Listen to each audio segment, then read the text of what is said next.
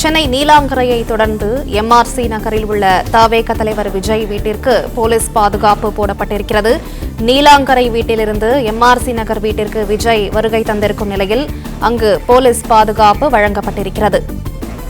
கூடுதல் விவரங்களை செய்தியாளர் கதிரவன் வழங்க கேட்கலாம். கதிரவன், வணக்கம். விவரங்களை சொல்லுங்க. தமிழக வெற்றி கழகத்தின் தலைவர் விஜய் அவர்கள் பட்டினப்பாக்கம் இல்லத்திற்கு வருகை தந்த நிலையில அங்கும் போலீஸ் பாதுகாப்பானது போடப்பட்டிருக்கிறது. காவல் ஆய்வாளர் தலைமையில 10க்கும் மேற்பட்ட போலீசார் அந்த பாதுகாப்பு பணியில ஈடுபட்டிருக்கிறார்கள்.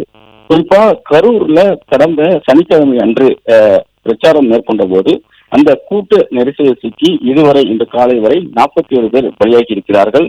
கடந்த சனிக்கிழமை இரவே கரூரில் இருந்து அவசரமாக தனி விமானம் மூலமாக சென்னை வந்தடைந்த அவர் நீலாங்கரை வீட்டில் தங்கியிருந்தார்.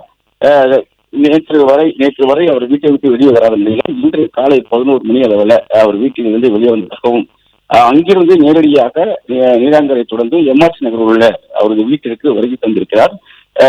நீலாங்கரை வீட்டில் போலீஸ் பாதுகாப்பு ஏற்கனவே போடப்பட்டிருந்தது. குறிப்பாக விஜய்க்கு ஆதரவாகவும் எதிராகவும் பலர் கருத்து தெரிவித்து வந்தார்கள். சிலர் அந்த வீட்டின் முன்பாக நின்று போராட்டங்களில் ஈடுபட்டார்கள்.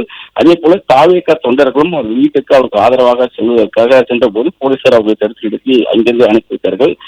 நேற்று வரை தாவேக நிர்வாகிகள் யாரையும் விஜய் நேரடியாக சந்திக்காத நிலையில தற்போது அவர் பட்டினப்பாக்கம் வீட்டிற்கு வருகை தந்திருக்கிறார். அங்கும் போலீஸ் பாதுகாப்பானது தற்போது போடப்பட்டிருக்கிறது. இன்று அவர் சில நிர்வாகிகளோடு அந்த பட்டினப்பாக்கம் இல்லத்துல ஆலோசனைகள் மேற்கொள்வார் என்றும் தெரிவிக்கப்பட்டிருக்கிறது. ஏற்கனவே தாவேக சார்பாக சிடிஆர் வினோத்குமார் அவர்கள் தலைமையில வழக்கறிஞர்கள் இன்று மதுரை நீதிமன்றத்துல இந்த தாவேக கூட்டத்தில் இந்த உயிரிழப்பு சம்பவம் நடைபெற்றது ஒரு சதி திட்டம் என்று ஒரு ரிட் மனு தாக்கல் செய்து அந்த வழக்கானது 2.25 மணி அளவுல வர இருக்கக்கூடிய நிலையில அடுத்த கட்ட நடவடிக்கைகள் குறித்து அவர் பட்டினப்பாக்கம் இல்லத்துல மற்ற நிர்வாகிகளோடு ஆலோசனை ஈடுபட இருப்பதாகவும் தகவல் தெரிவிக்கப்பட்டிருக்கின்றன.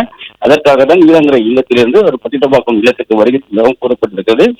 தற்போது அவரது பாதுகாப்புக்காக அவரது வீட்டை சுற்றி 10க்கும் மேற்பட்ட போலீசார் பாதுகாப்பு பணியில் ஈடுபடுத்தப்பட்டிருக்கிறார்கள்.